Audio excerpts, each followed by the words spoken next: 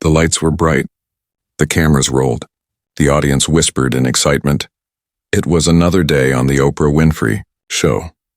But nobody in that studio knew that what was about to happen would become one of the most emotional moments in television history. Oprah had interviewed presidents, billionaires, and world leaders. She had seen laughter, confession, and redemption play out countless times before. But on this day, something different filled the air, a quiet weight, almost sacred, that everyone could feel but couldn't, explained the guest sitting. Across from her wasn't a politician or a pop star. He wasn't there to promote a new movie or sell a product. He was just a man in a simple suit with gentle eyes, Jonathan Roumie, the actor known for portraying Jesus in The Chosen. As the cameras zoomed in, Oprah gave her signature warm smile. "Jonathan, welcome. You've touched millions with your role. Tell me, what does faith mean to you personally?" For a moment he didn't answer.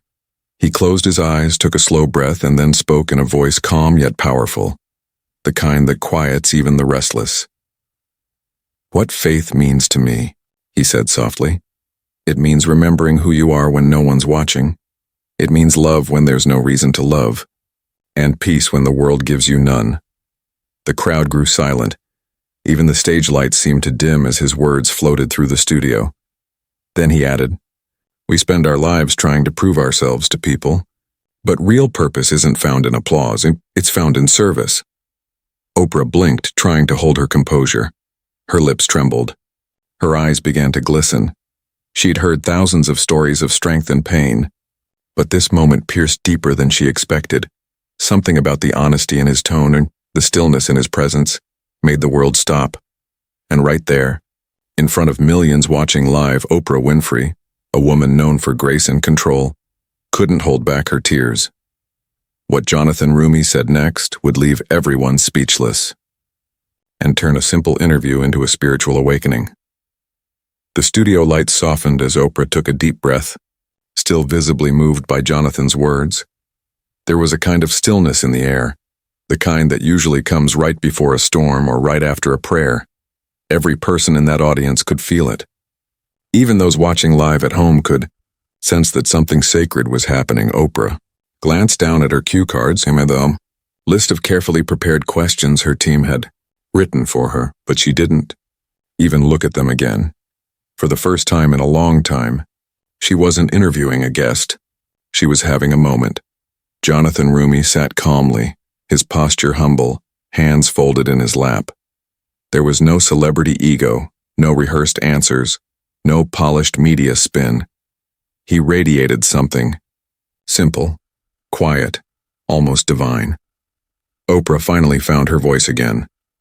"Jonathan," she began softly, "I've interviewed thousands of people in my life, but you speak with such peace, one with such conviction. Where does that come from?" Jonathan smiled faintly, as if remembering something far away yet close to his heart. "It comes from pain," he said gently, "from being lost and then being found again." A few murmurs rippled through the audience. Oprah leaned forward. "Lost?" she asked. "You mean spiritually or personally?" He took a deep breath. "Both." The cameras zoomed in slightly. His eyes glistened under the warm studio lights, but not from performance, from truth. "There was a time," he continued, "when I thought my purpose was to chase success, to be known, to be seen. I thought if I could just make it, I'd finally have peace. But I didn't. The higher I climbed, the emptier I felt. And I remember one night I sat in my car outside a church wondering what I was even doing with my life. The crowd listened in total silence. You could hear someone sniffle in the third row. Jonathan's voice dropped lower, almost a whisper. I walked inside and I didn't even know what to say. I just sat there, broken, angry, tired, and for the first time I stopped talking at God and started listening to him."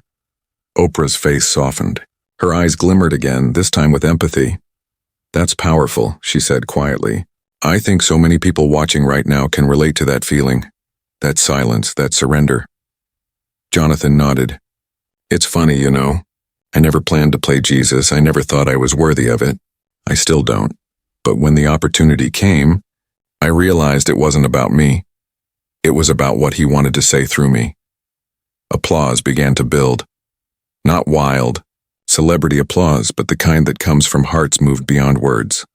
He continued, his tone steady and heartfelt. When we filmed The Chosen, I met people who had lost everything, people carrying grief, pain, shame. And yet when they saw a glimpse of love, something inside them woke up again. That's when I understood. My job wasn't to act, it was to remind, Oprah repeated softly. Yes, Jonathan said, smiling again. To remind people who they are, that they're loved, that they matter, that they're seen. We live in a world where people scroll past miracles every day because they're too busy looking for validation. The audience nodded. Some reached for tissues. Oprah leaned back in her chair, visibly reflective. She said, almost to herself, "You know, people think being famous, being powerful brings peace, but I've sat with presidents who can't sleep at night. I've talked to billionaires who feel invisible. Maybe peace really doesn't come from what we gain, but from what we give." Jonathan smiled warmly. Exactly. Peace isn't a prize, it's a person. It's when you realize you're not alone in your story. For a few moments, neither of them spoke. The room felt lighter, almost as if something invisible had lifted from everyone's shoulders. Then Oprah looked up again, her tone soft but curious. "So when you say you were found, what do you mean by that?" Jonathan's eyes glimmered with quiet humility. "I mean, I stopped running. I stopped pretending I was in control. I surrendered, not out of fear, but out of love. And somehow that surrender gave me everything I'd been chasing my whole life." The audience broke into quiet applause again, many wiping their eyes. Oprah exhaled deeply. "That's beautiful. And you know what? I think that's the message we all need right now. To stop running and start listening."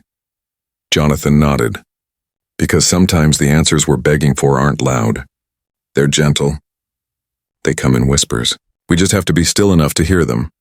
And in that moment, under the studio lights, something remarkable happened. An entire audience, a global icon, and a humble actor all sat in complete silence, listening. They weren't listening to a celebrity interview. They were listening to truth, and it was changing them, one heartbeat at a time. The air in the studio felt heavy now, not with tension, but with meaning. You could almost hear hearts beating, breaths slowing. As everyone in the audience sat suspended between emotion and reflection, Oprah's eyes glistened again. She dabbed them gently with a tissue, trying to keep her composure, but her expression told a deeper story. This wasn't just another interview. This was awakening something inside her. She leaned forward, voice trembling ever so slightly. "Jonathan," she said, "you talk about surrender, about finding peace and letting go. But what about those moments when life doesn't make sense? When faith feels far away? What do you do then?" Jonathan's face softened. He nodded slowly, like a man who had lived the question she was asking. He took a quiet breath before answering. "There are days," he said, "when I wake up and still feel lost. People think that because I play Jesus, I must have everything figured out. But the truth is, I struggle too. I doubt, I fear, I fall short. And I think that's exactly where grace begins." He paused, his voice lowering. "It's not in our strength that we find peace. It's in our weakness, because that's where we finally stop pretending." A single tear slipped down Oprah's cheek. She didn't wipe it away. She just listened. Jonathan continued. "I remember once after filming a long emotional scene, I went back to my trailer and just broke down. I couldn't explain why.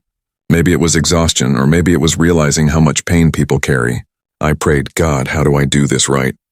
How do I carry something so holy without breaking it? And I heard something in my heart, not a voice but a knowing, that said, you don't carry it. I carry you." The audience fell utterly silent. Jonathan looked down for a moment, then back up, his gaze meeting Oprah's. "You asked what to do when faith feels far away," he said softly. "I think that's when it's closest, because faith isn't a feeling. It's the decision to trust when nothing makes sense." Oprah's lips parted slightly. She wanted to respond, but no words came out. Instead, she placed her hand over her heart as if to say, "I feel that." She took a deep breath and finally whispered, "You have no idea how much that means to me right now." Jonathan tilted his head. "Why's that?" Oprah hesitated. For a moment, she looked less like the world's most powerful talk show host and more like a woman carrying unseen weight. She took another breath. Because, even after all these years, all the success, all the people I've met, there are still nights when I question if I'm enough. When I wonder if I'm really walking the path I was meant to. The room collectively exhaled. The vulnerability in her voice struck deep. Jonathan leaned forward, his voice gentle but steady. I think everyone who's ever tried to do something meaningful has asked that question, Oprah. You know why? Because purpose isn't about perfection. It's about presence. God doesn't need us to be flawless, just faithful. Those words landed like thunder wrapped in silk. Oprah closed her eyes for a moment. Her tears came freely now. She wasn't crying for the cameras. She was crying because something inside her had cracked open. The audience began to stir. Some wiping tears. Others holding hands, one woman whispered. This feels like church, Jonathan continued, now speaking not to Oprah, but to everyone in the room.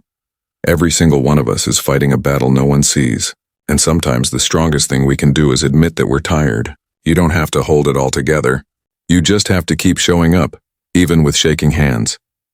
A few soft sobs could be heard in the audience. The camera crew, usually so composed, had tears in their eyes too. Jonathan looked around the studio. You know, he said, I think God hides his greatest lessons in the moments we least want to live through. The heartbreaks, the disappointments, the losses, they're not punishments. They're invitations. Invitations to become who we were always meant to be. The audience erupted in quiet applause, not out of hype, but reverence. Oprah, still emotional, whispered, That's beautiful. She took a long pause, then said, Do you ever feel afraid of losing yourself, playing a role that so many people associate with holiness? Jonathan chuckled softly. Every day. But then I remember something. The goal isn't to be Jesus, it's to reflect him. And that's something we're all called to do. Whether we're actors or talk show hosts or just trying to make it through the day. That line, we're all called to reflect him, echoed in the studio like a bell. Oprah nodded slowly, her tears finally turning into a soft smile. You know, she said, I think that's why people connect with you, Jonathan. You don't preach faith, you live it. You don't talk about light, you carry it. The audience broke into applause again, louder this time, filled with gratitude and awe. Jonathan smiled, humble as ever. If I do, he said quietly, it's only because I've walked through enough darkness to know how precious the light really is.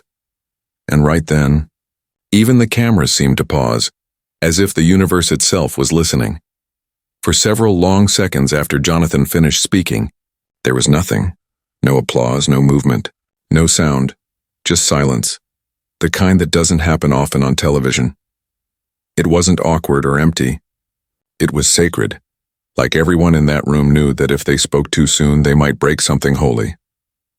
Oprah sat motionless, her hands clasped together. Her chin trembled slightly as she stared down at the table, lost somewhere deep inside herself. Then, quietly, she whispered, almost to no one, I feel that in my soul. Her voice cracked on the last word. She reached for a tissue, dabbing the tears that had now begun to stream freely. Jonathan didn't move or interrupt. He simply bowed his head slightly, the way you do when someone else is praying. He understood that this moment wasn't about him anymore. It was about something bigger happening. Inside Oprah. Inside everyone watching. The audience sat frozen, as though they too were afraid to breathe. Then, somewhere in the middle rows, a woman began to cry softly. Her shoulders shook as she covered her face with her hands. A man next to her placed a comforting arm around her. Soon, others followed, quiet sobs, sniffles, tissues rustling. What had started as a television interview had become something else entirely. It was confession. It was healing. It was church without walls. The camera crew, trained to stay invisible, could be seen wiping their eyes. Even the stage manager, the same one who usually signaled, wrap it up when things got too long, just stood still, tears running down his cheeks. Oprah finally looked up at Jonathan, her eyes red but shining. Jonathan, she said softly, you have no idea what you've done here today. Jonathan smiled gently. I haven't done anything, he said. The words already belonged to everyone. I just spoke them out loud. That line landed like a whisper of truth across the audience. Oprah nodded slowly. You know, I've been on this journey my whole life. I'm trying to understand what faith really means. I've read books, I've met spiritual teachers, I've gone to sacred places. But what you said, she paused, her voice trembling again. What you said reminded me that maybe God doesn't need us to find him. Maybe he's been here all along, waiting for us to stop running. The crowd murmured softly in agreement. Jonathan nodded, his expression serene. That's exactly it, he said. Sometimes we look for miracles in the extraordinary, in success, in fame, in signs. But the greatest miracle is waking up one more day with the chance to love, forgive, and start over. Oprah's tears fell again, but this time she didn't hide them. Instead, she smiled through them, a smile of release, of peace, the kind that comes when something heavy finally lets go. Behind her, a large screen showed the faces of people, watching live from around the world, viewers, who had tuned in expecting an interview and found themselves crying in their living rooms. Social media comments flooded in by the thousands. Messages like, I haven't prayed in years, but tonight I did. This isn't a show. This is a movement. I'm crying and I don't even know why. Thank you. Oprah looked around the audience, her eyes sweeping across the room. You know, she said softly, I think we all came here today expecting to hear about a television series. But what we got was something much deeper, a reminder that we are all loved, even when we forget. Applause broke out, gentle at first, then rising into a heartfelt standing ovation. But it wasn't the loud, celebrity kind of applause that usually fills talk shows. This one was different. It was slow, tender, reverent, like a congregation giving thanks. Jonathan stood humbly and nodded his appreciation, but didn't soak in the attention. Instead, he placed his hand over his heart and mouthed the words, All glory to God. Oprah stood too, joining the applause, then reached out and took his hand. Her voice, still trembling, said, Jonathan, I've done thousands of interviews in my life, but this will stay with me forever. He looked at her with quiet kindness. Thank you, Oprah, he said, for letting truth have a voice. The audience's applause softened again, fading into another shared silence, this time full of warmth instead of awe. Some people closed their eyes. Others hugged strangers beside them. It wasn't just a talk show anymore. It was a sanctuary. Then, in a moment that no one scripted, Oprah turned to the camera, not as a host, but as a fellow traveler. Her eyes still shone with tears as she said, To everyone watching at home, if you're hurting, if you're searching, if you've forgotten your worth, I want you to know you're not alone. You never were. A hush fell again. The audience, the crew, even Jonathan. They just listened. Maybe that's why this moment happened, she continued, to remind us that faith isn't found in a sermon or a stage. It's found in honesty, in love, in conversations like this. Jonathan smiled gently. Amen to that. And just like that, the show that began as an interview had transformed into a shared prayer, one that needed no religion, no ritual, just hearts open enough to feel. When the lights dimmed for the commercial break, nobody moved, nobody checked their phones. They just sat there, letting the stillness linger. For the first time in years, a television studio didn't feel like a set. It felt like home. The cameras rolled again, but the energy in the room had changed. It was no longer a studio filled with spectators. It felt like a circle of souls sharing something sacred.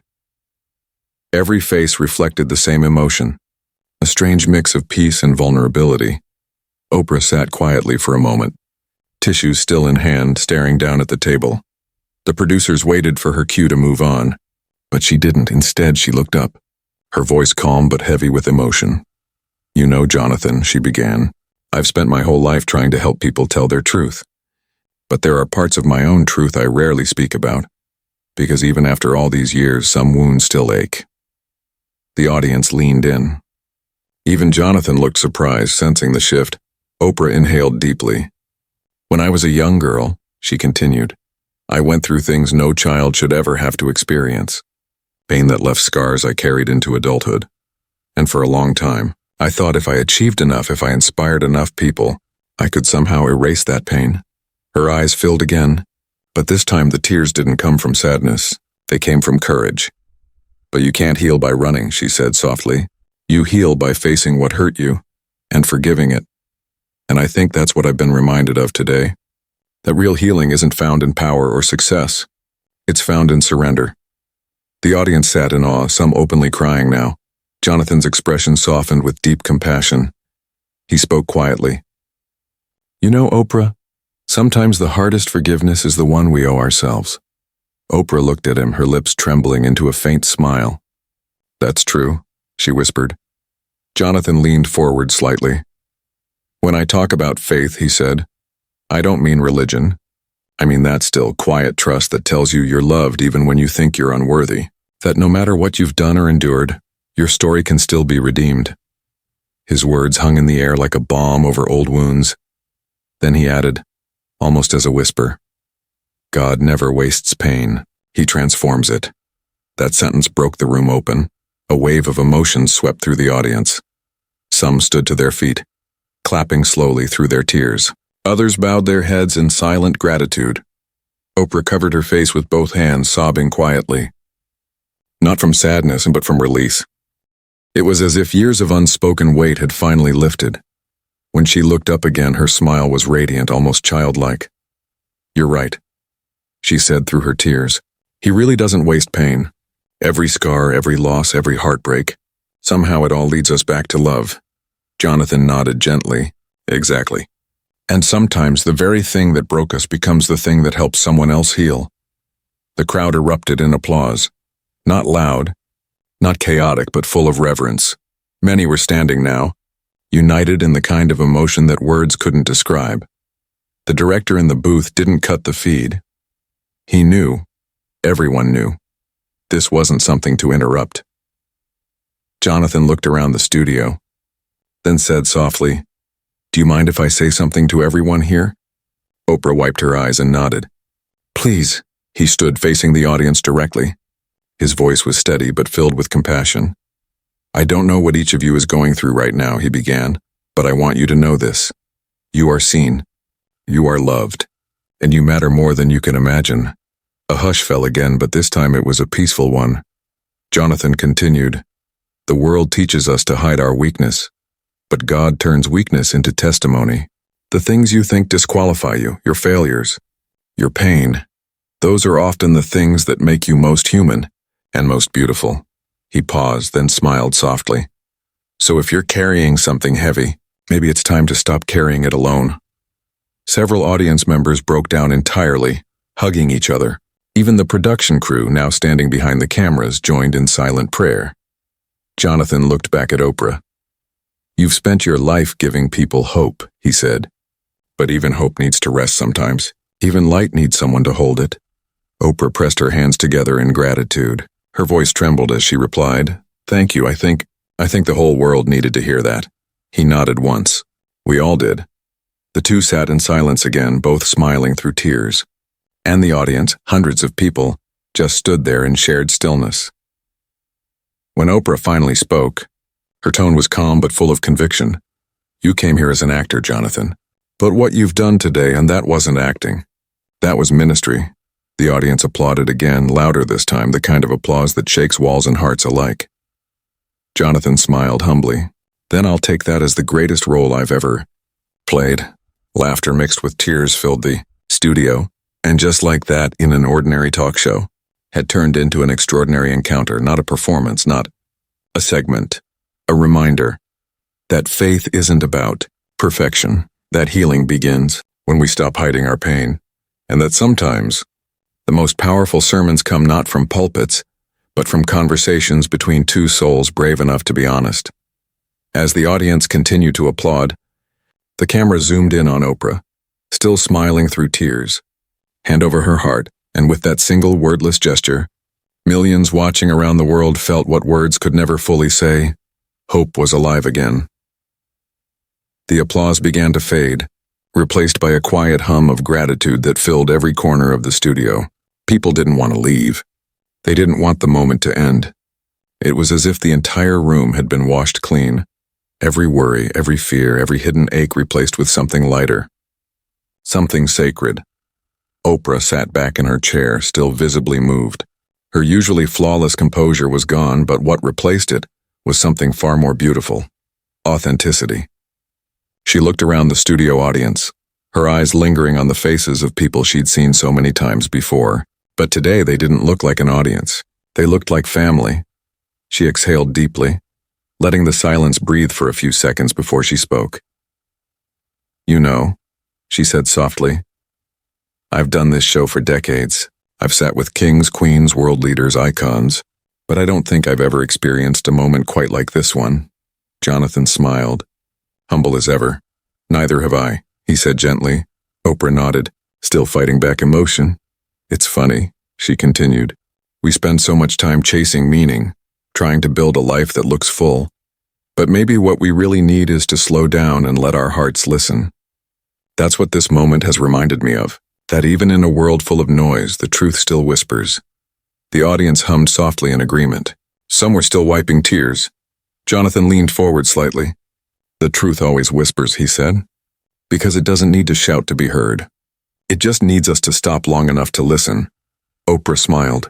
"You said something earlier that really stayed with me, that God never wastes pain.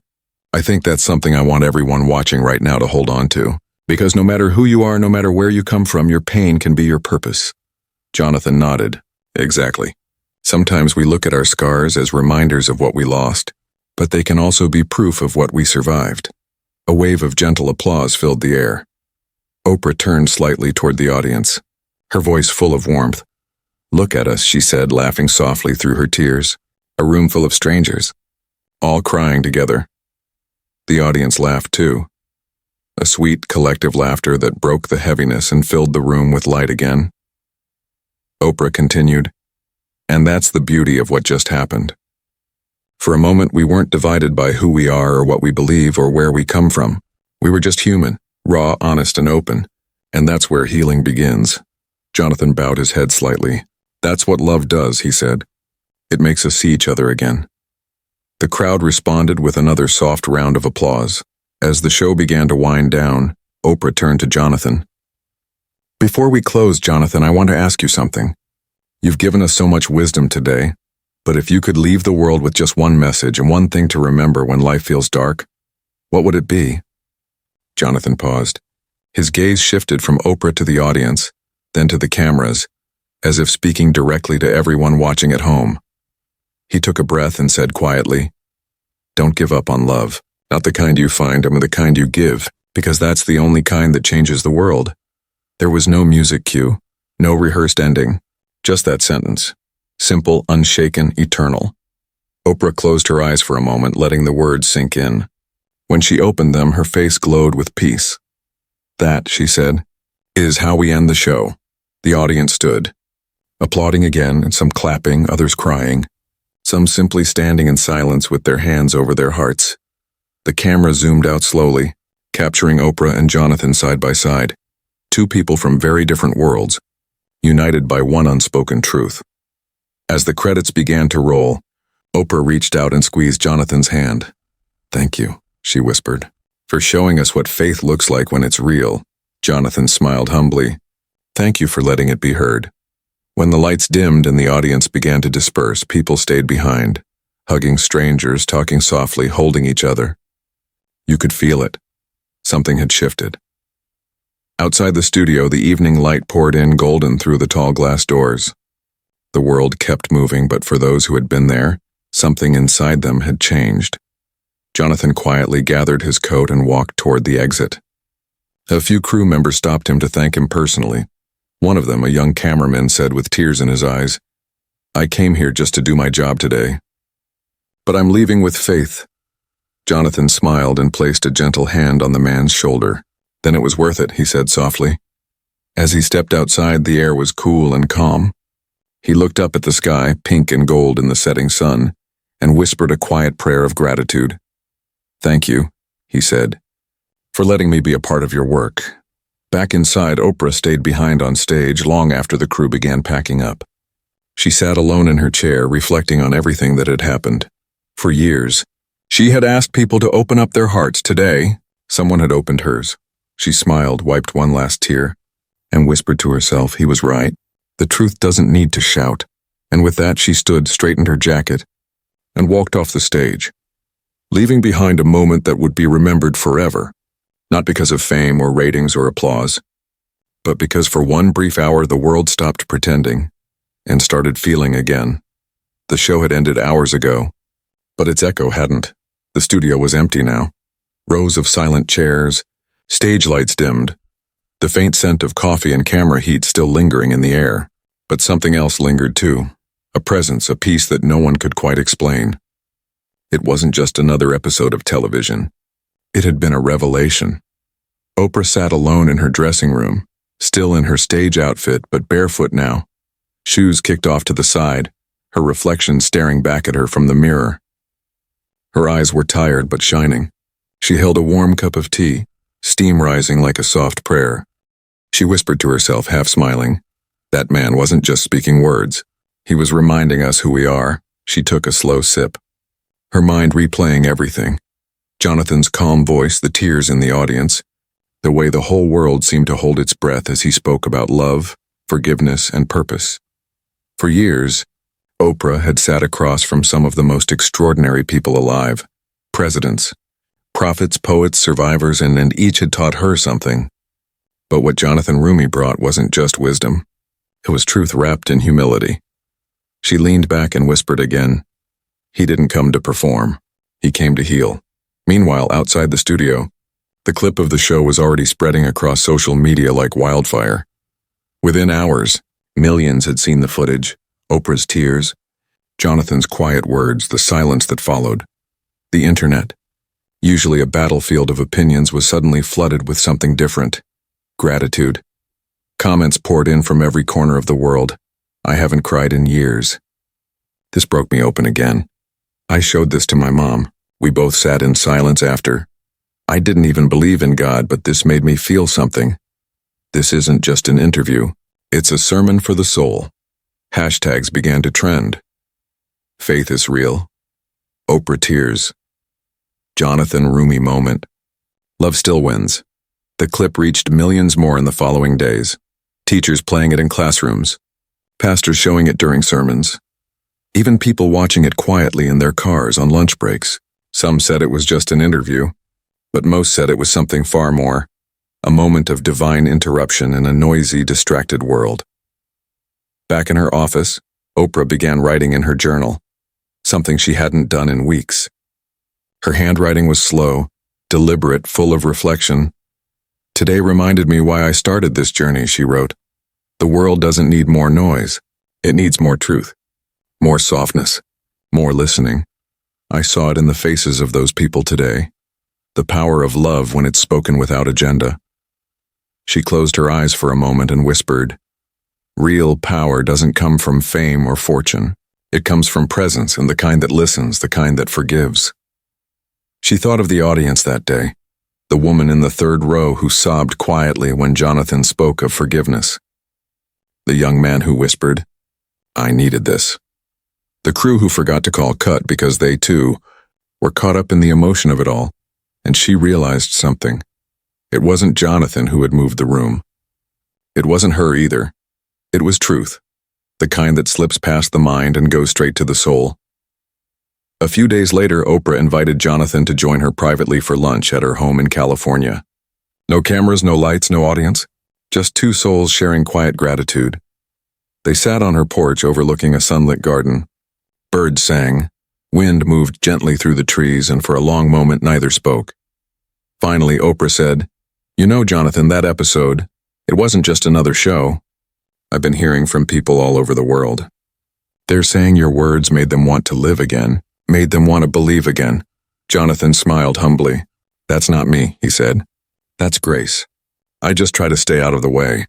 Oprah nodded slowly. "Grace," she repeated. "Maybe that's what the world's been missing. Not louder voices, but softer hearts." Jonathan looked out at the horizon. "Soft hearts are the strongest ones," he said quietly. "They break often, but that's how the light gets in." Oprah smiled.